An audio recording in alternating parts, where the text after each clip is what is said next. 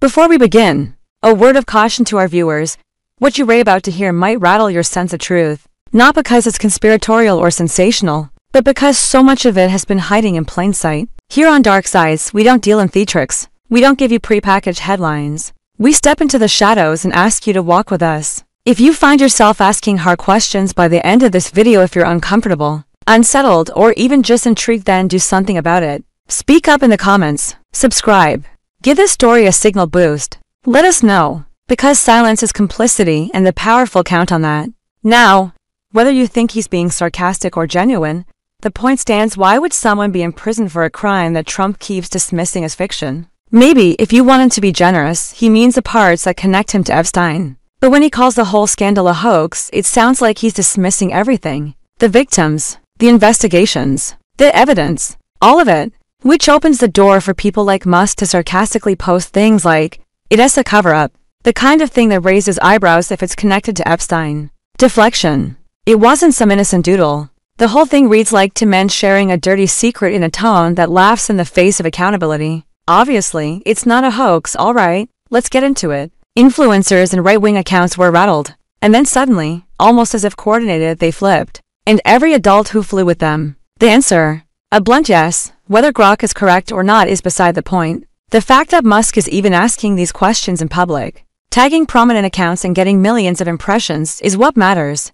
Why dig up an Intel report from 2016 unless you're trying to distract from something else? That report never claimed that Russia changed votes. It said they tried to penetrate voter databases, mostly unsuccessfully. Don't show this to the Wall Street Journal, she jokes. But no one's claiming Trump is a trafficker because he made a sketch. The concern is about context. We're still watching political tribes twist themselves into knots trying to defend the indefensible. It's about that letter, that relationship, and what we now know Epstein was doing years before he was ever arrested. And Democrats at the time were clear: Russia's actions didn't flip the election, but the attempt was serious and concerning. They pivoted hard, attacking the Wall Street Journal for even reporting the story, and somehow walk away untouched. And we're still stuck with a justice system that hasn't held a single one of Epstein's high-profile clients accountable, not even for show. Sit with that feeling, and then do something with it. But it did its job. It got people yelling about Obama again instead of asking who was on Epstein's flight logs. That's on record.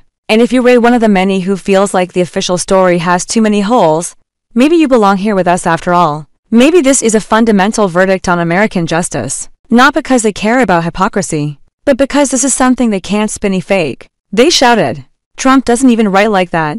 But let's ask a question. How would they know? Musk is no stranger to controversy. Entire paragraphs filled with strange metaphors and compliments.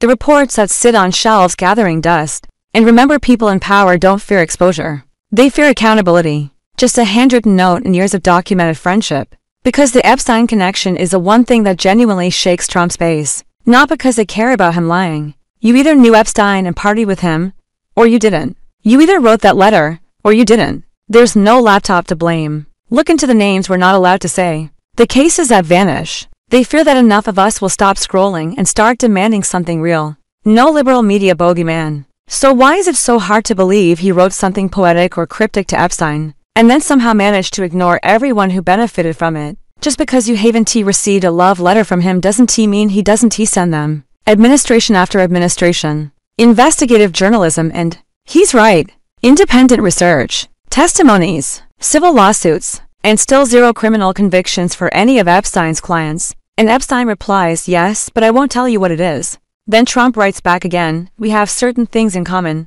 Enigmas never age." A pal is a wonderful thing. It's unsettling. Not one.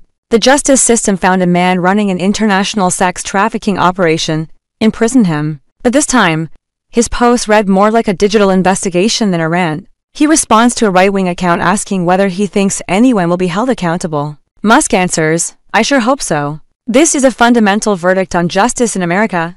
This wasn't some harmless or SVP. It read like a cryptic, veiled confession. In it, Trump writes things like, "There must be more to life than having everything." But that barely captures how strange and feverish the night became. They knew each other. They understood each other. And that's not speculation, that's an ink. It is. But the verdict isn't looking too promising. Elon Musk is back in the mess, this time diving headfirst into the murky waters of the Epstein story again. And it's not just a few posts here and there. It's a full-on, late-night tirade that spilled over into attacks on Donald Trump, questions about federal records, and a heavy dose of sarcasm about the entire American justice system. And no one has a good answer. The more attention Musk and others bring to the issue, the more impossible it becomes to ignore that Donald Trump was very much in Epstein's circle and, not just in a vague, high society way, now finds itself in a tough position. A sketch with specific details. The headline from the Daily Beast read, "Musk goes nuclear on Trump's Epstein crisis with all-night posting meltdown." Not subtle. You might have seen already a video clip that went viral, showing Trump literally scurrying away from a swarm of shouted questions about Epstein. He had just made another one of his strange, fawning statements, what some have started calling his love letter to Epstein,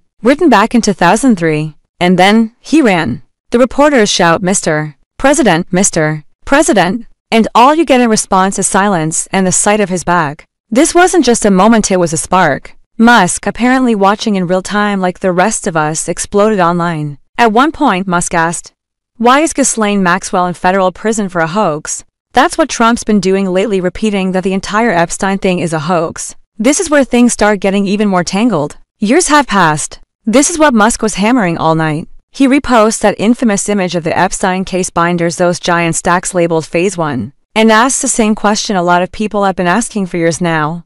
Where's Phase 2? The MAGA world wants content to ignore the Epstein scandal unless it could be weaponized against Democrats. Trump once sent Epstein a handwritten letter for his 50th birthday album. Trump even drew a woman in the album. And yet, after this was exposed, what did we get?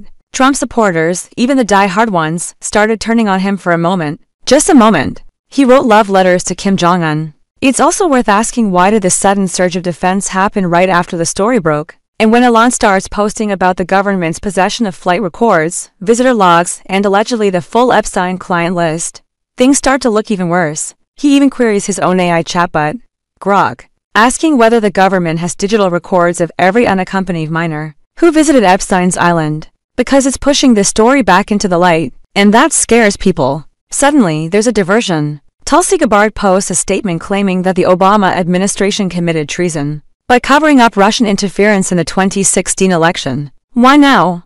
So Tulsi's statement falls flat. And just to add to the circus, a Republican congresswoman posted a digital sketch of a woman with exaggerated features, mocking the idea that sketching a woman is somehow incriminating. So where does this leave us? We're still in a country where powerful men write cryptic birthday notes to pedophiles. So maybe Musk is right, and maybe it's not a verdict at all. Maybe it's a mirror. And if you're staring into that mirror right now and wondering how we got here, that's the right question. But don't stop there. Ask more. Push deeper. So if this story made you uncomfortable, good. Stick around with us here on Dark Sides. Drop your thoughts in the comments, we read them. Subscribe if you haven't. You're watching News Decoded, and this is the Dark Side.